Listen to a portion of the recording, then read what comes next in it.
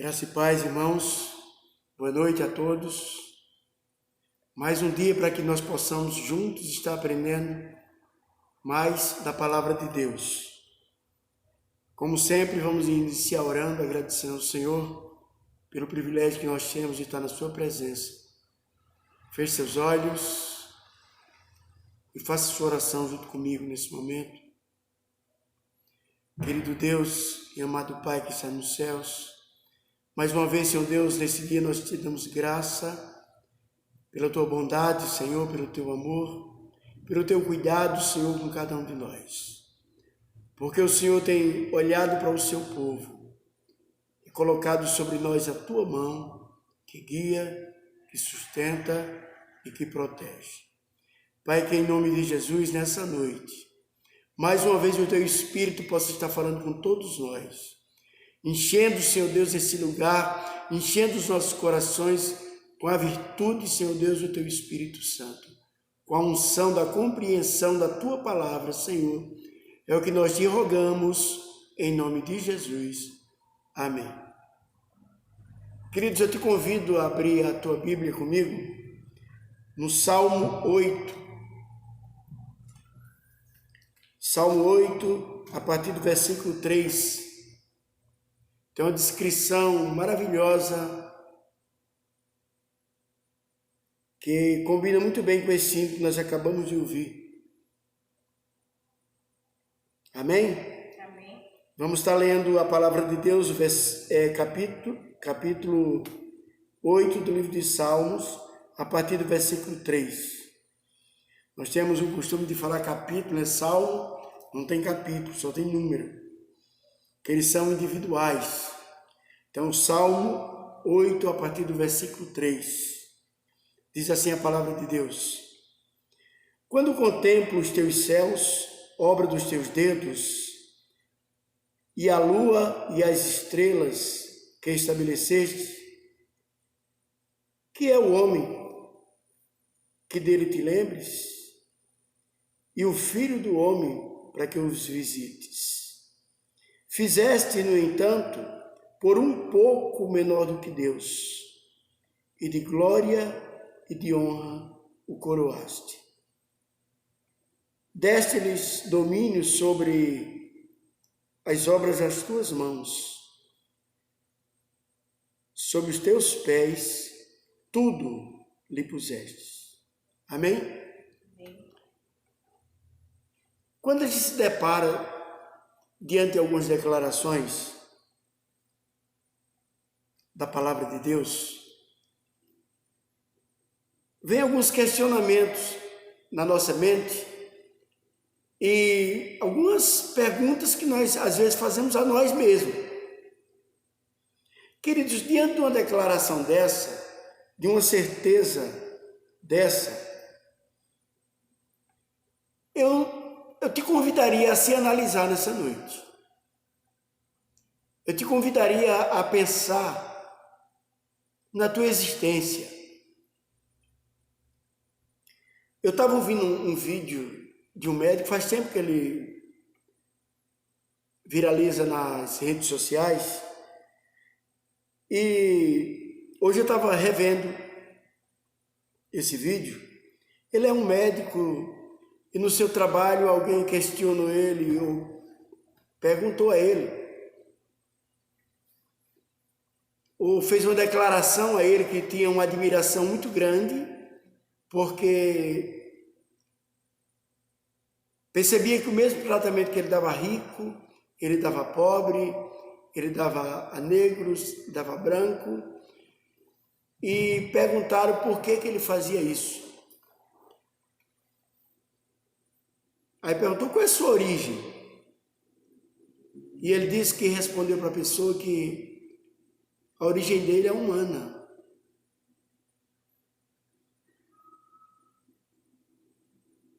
Mas ele tem uma origem diferenciada que é de Deus. E ele citou o livro de Gênesis, no capítulo 1 e 2, as declarações que Deus faz, a forma que Deus cria o homem, como Deus se preocupou com todos os detalhes. E ele estava entrando num lugar para dar uma palestra, ele deu esse depoimento antes de entrar para dar a palestra.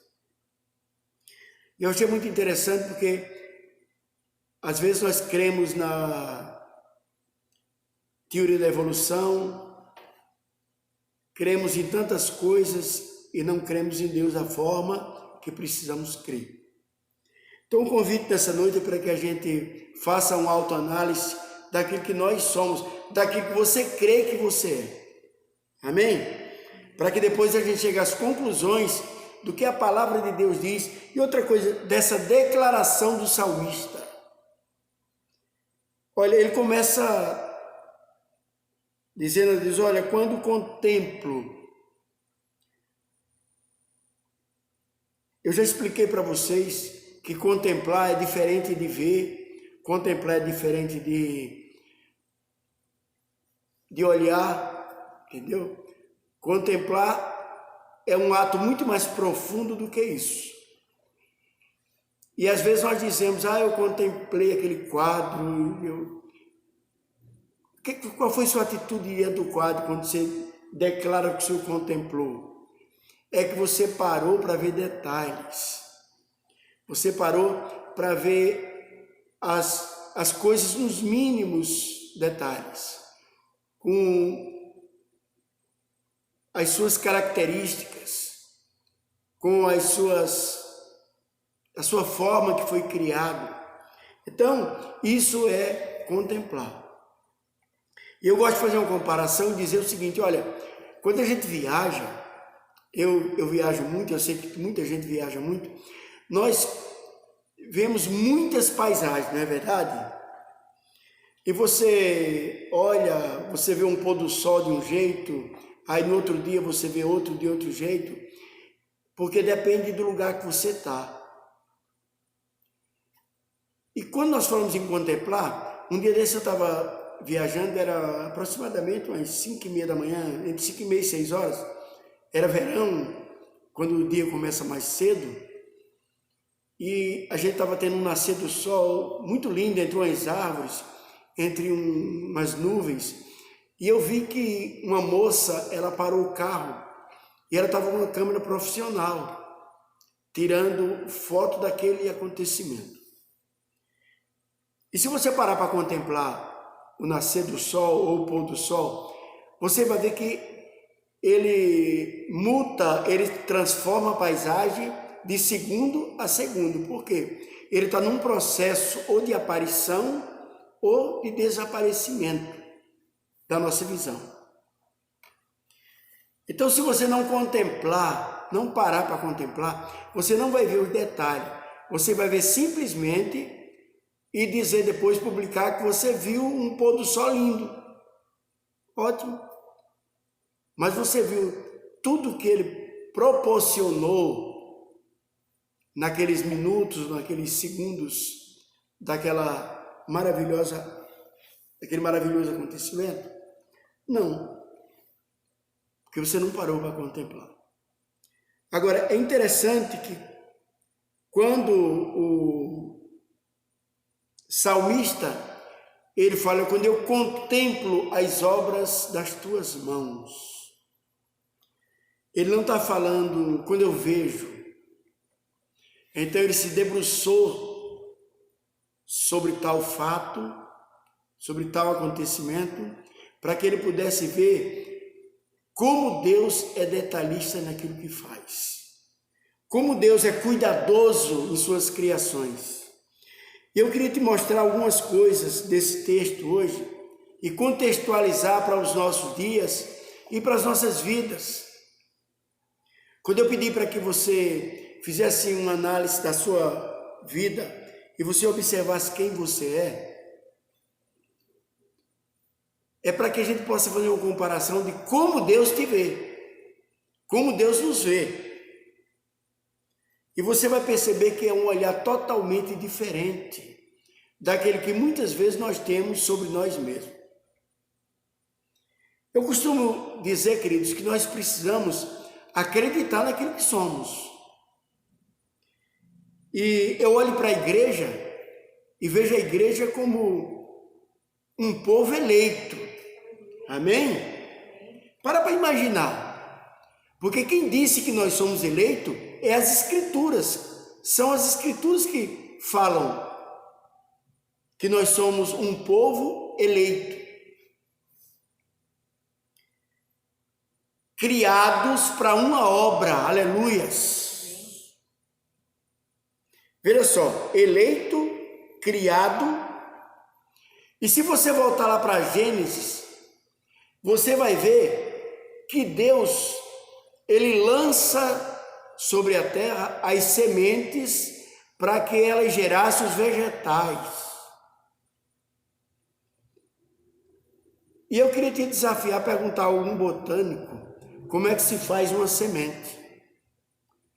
E ele vai te dizer que ele não sabe. Porque é verdade, ele não sabe mesmo. Ninguém consegue explicar uma semente. Se tem as teorias, as noções, mas o principal, que é como ela surgiu, ninguém sabe. Aí, por viagem aí, na maionese, na verdade criam muitas ideias, mas a verdade é que ninguém sabe. Mas ele lançou sobre a terra as sementes. Quer dizer, quem criou foi ele. Para que a terra produzisse os vegetais. Mas quando ele chega no homem, ele faz uma referência à Trindade. Ele diz, façamos o homem a nossa imagem conforme a nossa semelhança. Que interessante. Ele não podia ter feito o homem como uma semente também? E já jogado um monte sobre a terra, não é verdade? Mas não. E esse é o primeiro segredo que eu vou revelar desse texto para você. Juntando esses dois textos, o de Gênesis e o que nós acabamos de ler, você vai entender porque foi que Deus não encheu a terra de gente como ele fez com os vegetais, com os minerais. Que havia um propósito de Deus para que você povoasse o mundo espiritual da mesma forma que você povoou a terra. Ele fez uma recomendação a Adão e Eva, ele disse, crescei, multiplicar e enchei a terra. Da mesma forma ele está nos dizendo, crescei, multiplicai e enchei os céus com os seus filhos espirituais. Ele recomendou a Adão e Eva os filhos biológicos. E a nós, ele recomenda os filhos espirituais. Para que essa família não pare de crescer. Mas vamos voltar para o assunto da contemplação. O salmista diz que quando eu contemplo, quer dizer, o salmista estava contemplando as obras de Deus, e ele começou a olhar os vegetais, os minerais, os mares, os peixes, as montanhas, os vales. E é interessante que eles, quando você olha as montanhas, os vales, aí você começa a ver que em cada lugar se desenvolve um tipo de cultura. Por exemplo, nas montanhas se cria um tipo de animais, nos vales se cria outro tipo de animais, outros tipos de vegetais. Então você começa a ver uma organização, um ecossistema, que nós nos admiramos tanto da existência dele hoje, já tudo pronto por Deus. Por isso que o salmista chama, ou se refere a ela, como as obras das tuas mãos. Aleluias. Quer dizer, uma criação perfeita. Agora vamos pensar. Deus está falando aliás, o salmista está falando de coisas materiais, coisas simples, que servem para o nosso dia a dia, para a manutenção de nossa vida. Mas quando ele se volta para o homem, ele faz referência diferente. Ele fala, olha, quando eu contemplo as obras das tuas mãos. Aí ele fala, e a lua e as estrelas que estabelecestes. E eu queria que você parasse para pensar aqui, queridos, no universo. Porque a Terra é um planeta que faz parte do universo. As estrelas estão estabelecidas no universo. Os planetas do nosso sistema estão estabelecidos no universo. Nesse universo que nós conhecemos. Que eu queria te mostrar uma coisa hoje. O nosso Deus não tem limite. O nosso Deus é ilimitado. Nada pode limitar Deus. Nem o tempo, nem o espaço. Preso ao tempo e ao espaço somos nós, simples mortais, no tocante à vida material. Porque é isso que eu quero te mostrar hoje nesse texto aqui, filhos. Que quando ele olha para o homem, ele diz, quem é o homem? Para que dele te lembres. Olha só. Ele tinha contemplado a criação, ele tinha contemplado os vegetais, ele tinha contemplado os mares, as montanhas, os vales, os rios, as sementes, tudo ele tinha contemplado. Mas agora ele se volta para o homem e faz uma colocação para Deus. Quem é o homem? Para que dele te lembres. E o filho do homem, para que os visite. Irmãos, vou fazer uma pergunta para você aqui. Quantas vezes você foi visitado por Deus de uma forma especial? Você lembra desse acontecimento?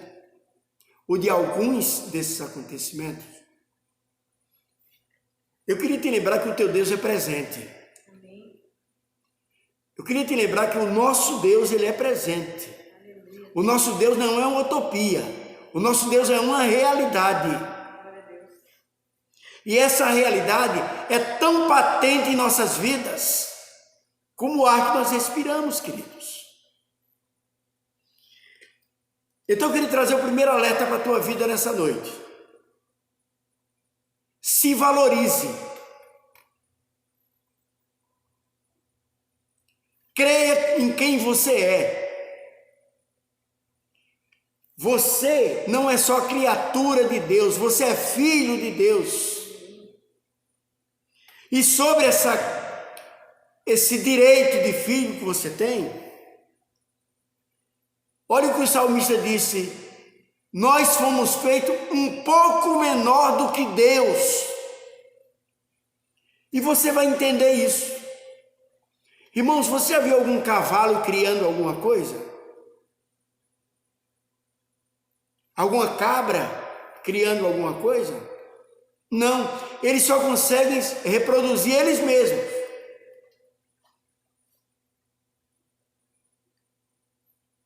Mas nós somos capazes de transformar tudo que Deus criou em nosso benefício.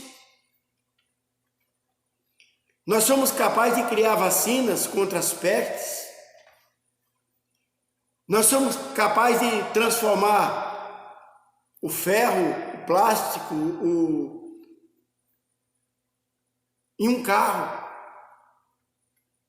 e fazer ele se locomover e nos levar para onde a gente quer. Deus não criou o carro, ele criou você. Mas você percebeu que você criou o carro? Você costura, você consegue fazer roupa, criar modelos. Eu nunca vi uma cadelinha trocando fralda dos filhotes dela. Mas a mãe troca. A mãe faz a fralda. Hoje não faz mais, compra feito, né? A minha fazia. Então comece a pensar quem você é. Eu não vou cair na loucura aqui e dizer que você é um semideus, não. Mas olha como Deus te criou com a capacidade de criação. E quem é? Quem é que tem a capacidade de criar? Deus.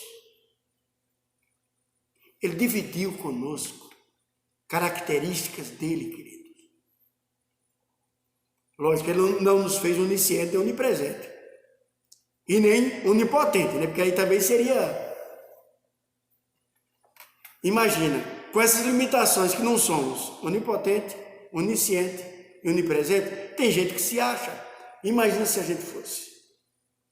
Então, pensando nisso, Deus nos limitou. Você pensa, você raciocina, você escolhe.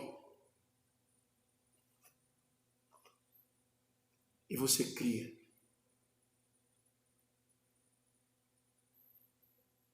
Agora eu vou te perguntar, por que nós de vez em quando encontramos pessoas, não somente crentes, mas pessoas dizendo, eu não sou nada.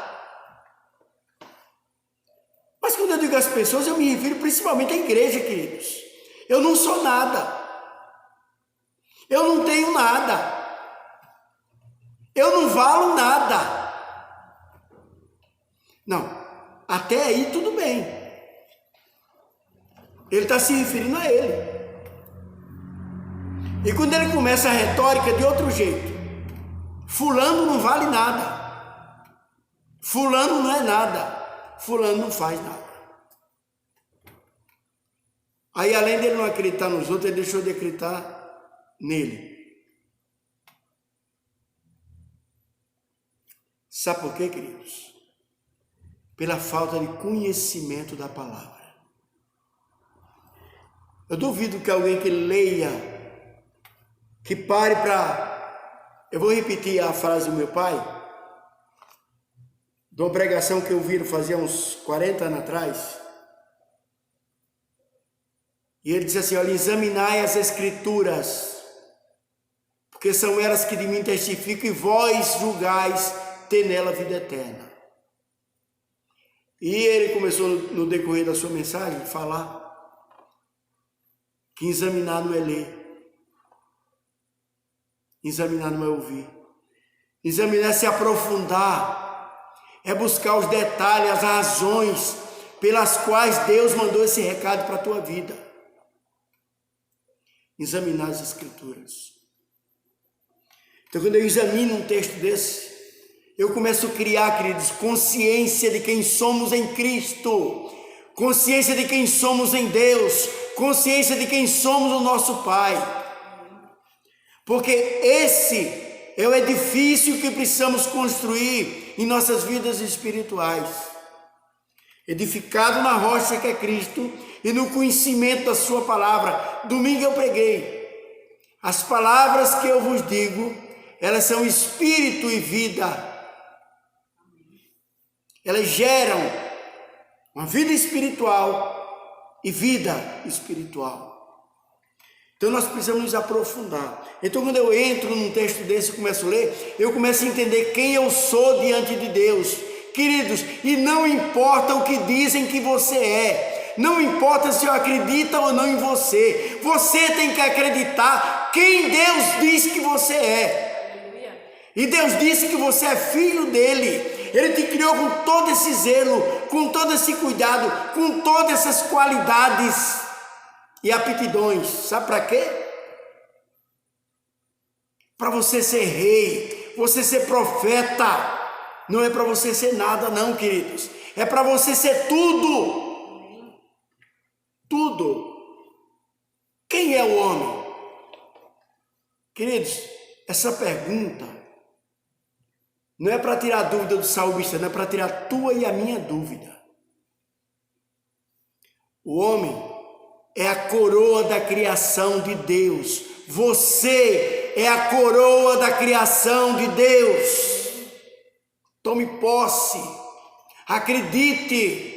E eu não acredito que Deus criou você como coroa, como a coisa mais preciosa de toda a criação dele. Para você vale menos do que um pé de carvalho, do que uma amoreira, do que um pé de cedro, que se paga centenas de dólares por 1 metro, chamada madeira de lei.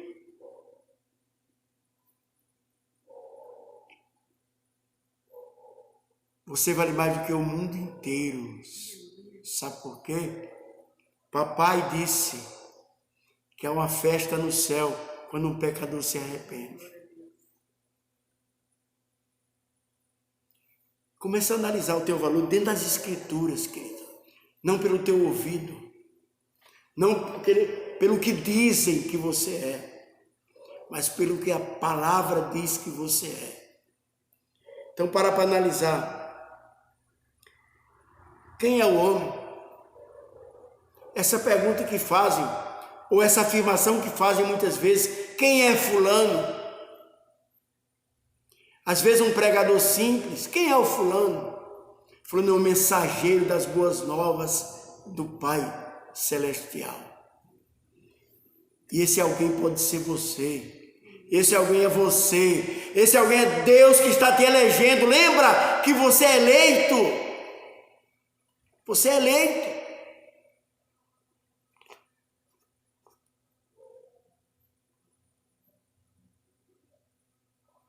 E fala das estrelas estabelecidas. Você percebeu que existe uma ordem no universo? Nada mais importante. Queridos, a Terra não tem alma. A Terra não tem espírito. As estrelas não têm espírito. Elas são sustentadas pela mão do Senhor. Agora você tem espírito, você tem alma, você tem vontades, você tem realizações, você tem sonhos. Por quê? Porque Deus te criou dessa forma. Querido, você se locomove. Você vai para onde você quer. Porque Deus te criou assim. Deus criou as aves lindas, não é verdade, bonitas, mas elas não saem do lugar para ir para outro. Mas Ele te criou lindo, maravilhoso, e você pode sair e ir para outros lugares. Anunciar, você é livre para você circular, para você anunciar esse evangelho de Deus. Esse evangelho que salva, esse evangelho que transforma, levar essa novidade da palavra para as pessoas, para outros corações. Queridos, a igreja precisa invadir esse mundo. Invadir esse mundo e não permitir que esse mundo invada a igreja. Sabe por quê? Você é que é eleito. É a igreja que é eleita. Não é o mundo. Sabe qual é a sentença que Jesus dá para o mundo? O mundo jaz no maligno. O mundo está mergulhado no maligno. Mas a igreja pode invadir. Eu sempre digo, você acredita em Saci? Tem gente rindo, né? Você acredita em mula sem cabeça? Não. Você sabia que eles existiam? Não é que eles existiam. O diabo fazia eles existir. Aqui no Brasil, querido, faz 120 anos que a igreja está aqui, ó. E onde há trevas, quem é que reina? O rei das trevas. Mas nós chegamos como luz. Lembra-te o que, olha o que Jesus complementa o que o salmista fala aqui, quando ele diz: vós sois luz da terra, o sal da terra e luz do mundo. Quem dissipa as trevas é você, crente. É você escolhido, é você eleito. É você que dissipa as trevas. Por isso que hoje não tem mais saci, não tem mais mula sem cabeça, não tem mais visagem. Lembra dessas histórias que tu viu quando era criança? Por que eles se acabaram? Porque eles são obras do escuro. E hoje, queridos, nós estamos na luz. A luz chegou ao Brasil, a luz chegou ao mundo e a luz é o Evangelho de Cristo. Jesus disse: eu sou a luz do mundo. Ele é a luz. E por isso que nós nos deslocamos, para que essa luz possa ser levada a todos os recantos da terra. Eu imagino os crentes como vagalumes, sabia, queridos? Tudo com a luzinha acesa, né? Para clarear, para dissipar as trevas e tirar o pecado. Mas quem é o homem? Alguém eleito. Quem é o homem? Alguém escolhido para fazer a obra do Senhor. Deus está te convidando nessa noite a tomar essa consciência. Você é valoroso, querido. Você é valorosa, querida. Você é mais valorosa e mais valoroso que todas as riquezas dessa terra. Sabe por quê? Em você tem algo que Deus começou lá no Éden. Quando Ele faz Adão e sopra nele. Quando Ele sopra, Ele tira de dentro dele e te dá a divindade. Ele transfere para você parte dele. Então, queridos, não aceite essa pregação que você não é nada. Não aceite essa declaração que você não é ninguém. Porque você é em Deus, fundado em Deus, criado em Deus, para uma obra. Aliás, para uma única obra, querido. Salvar o mundo da perdição. Tirar os homens do engano, da escuridão e colocá-lo na verdade. E essa verdade só pode vir, queridos, através da palavra de Deus. Eu estava lendo uma pesquisa essa semana a respeito de livros famosos. E a conclusão que os pesquisadores chegaram é que alguns livros, eles atravessam décadas, algumas décadas. Alguns 30, 40 anos, 50 anos são esquecidos. Poucas literaturas como Shakespeare e outros famosos, algumas centenas de anos. Mas a Bíblia resiste há mais 4.000 anos escrita entre o Velho e o Novo Testamento. E ela todo dia é nova. Todo dia você lê e parece que está sendo escrito para os dias atuais. Porque a palavra é vida. Ela é viva e eficaz. Por isso que é tão interessante a gente contemplar os escritos desse livro. Observar cada detalhe dos ensinamentos, dos alertas, para que a gente não seja enganado. Eu vou repetir o que eu sempre gosto de falar. O meu povo está sendo destruído por falta de conhecimento. Não admita que o diabo possa lhe enganar. Que mensagens subliminares, que mensagens ricas de filosofias possam pregar o engano aos nossos corações. Vou te propor uma coisa nessa noite. Fique com a simplicidade da palavra de Deus. Conhecereis a palavra, conhecereis a verdade, e a verdade vos libertará. Amém? Que Deus te abençoe. Você tenha uma noite de bênção. Você e sua família.